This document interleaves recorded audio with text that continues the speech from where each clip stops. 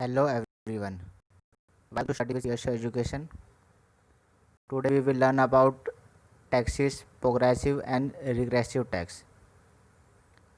But first of all, if you haven't subscribed my YouTube channel, then subscribe, and for more update press the bell icon.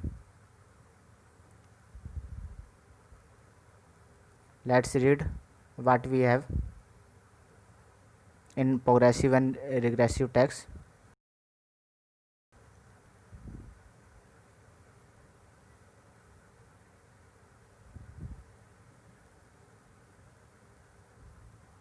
Taxes क्या होते हैं? Taxes वो होते हैं जैसे कि कंपलसरी पेमेंट होती है।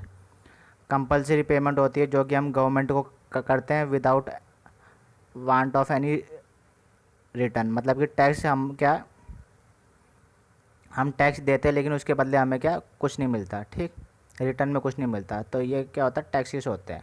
फिर टैक्सेस हमारे जो है टू पार्ट्स में डिवाइडेड है, प्रोग्रेसिव एंड रिग्रेसिव टैक्स।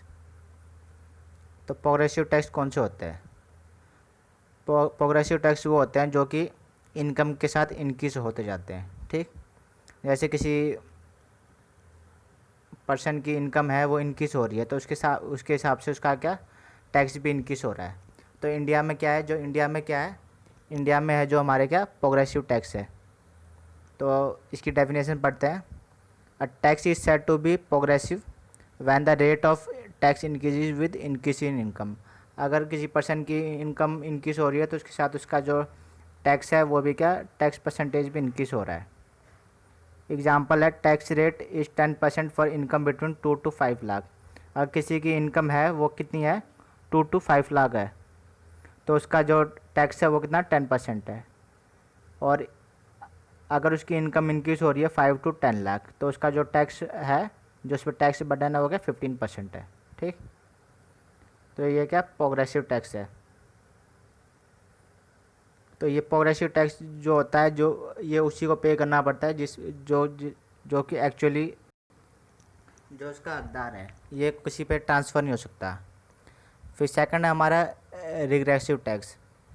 जो रिग्रेसिव टैक्स है हमारा, ये जो रिग्रेसिव टैक्स है ये जो पुअर पे ज़्यादा होता है और जो रिच है उस पर कम होता है, ठीक।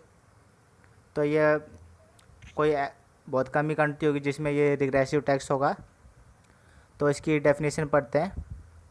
अ tax is said to be regressive when it causes a great real burden on the poor than the rich.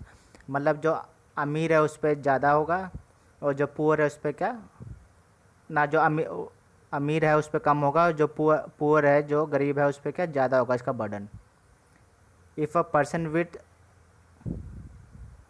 1 lakh ऐसी मंथली इनकम पे 10% इनकम टैक्स। जो कोई पर्सन है वो क्या उसकी इनकम क्या 1 लाख है, ठीक, लेकिन वो क्या है 10% इनकम टैक्स देता है, ठीक, जो कि होता है 10,000। He still has a balance of 90,000। तो उसके पास क्या बचाता है, 90,000 फ्री बचाते हैं। मतलब 1 लाख में से उसने 10% टैक्स दिया, फिर भी उसके बाद 90,000 बचाते हैं। लेकिन वहीं जो पुअर पीपल है, जैसे उसके पास क्या 5,000 रुपीज़ है, अगर वो उसका जो मंथली का जो 10% पे करता है तो वो क्या हो गया उसका 500 हो गया, ठीक। तो उसके लिए जो ये जो 500 रुपये का जो टैक्स दिया है तो उसके लिए जो मंथली कंजप्शन है उसका क्या कम पड़ जाएगा उसका, ठीक। तो it might mean a cut in is essential consumption leading to poor diet. तो जिससे कि उससे क्या जो पुअर डाइट मिलेगी, जैसे फूड का, वाटर और जो भी उसके जो एजुकेशन वो सब है, उसकी हेल्थ पे वो सब उसका क्या कम पड़ जाएगा। मतलब कि जो इससे उससे बहुत इफेक्ट पड़ेगा। Thus, a constant rate of taxation on the rich and the poor is a regressive tax। तो मतलब जो टैक्स है इसमें क्या होता है, कांस्टेंट होता है, मतलब सेम होता है। 10% जो वही जो रिच दे रहा है और 10% कौन दे रहा है, पुअर दे रहा है। तो ये क्या, ये कोई बहुत ही रेयर कंट्री होगी जिसमें ये रिग्रेसिव टैक्स होगा। Thus, a constant rate of taxation on the rich and the poor is a regressive tax as it cause a great real burden on the poor than the rich। तो इसमें जो burden होता है वो rich पे कम होता है और पुअर पे ज़्यादा होता है। तो ये था प्रोग्रेसिव और रिग्रेसिव टेक्स्ट। अगर आपको वीडियो अच्छी लगी तो कमेंट करें। और लाइक एंड सब्सक्राइब करें। उसके बाद हम लेके आएंगे वैल्यू एडिड टैक्स और ad valorem tax. Thanks for watching and like, subscribe and press bell icon for more update.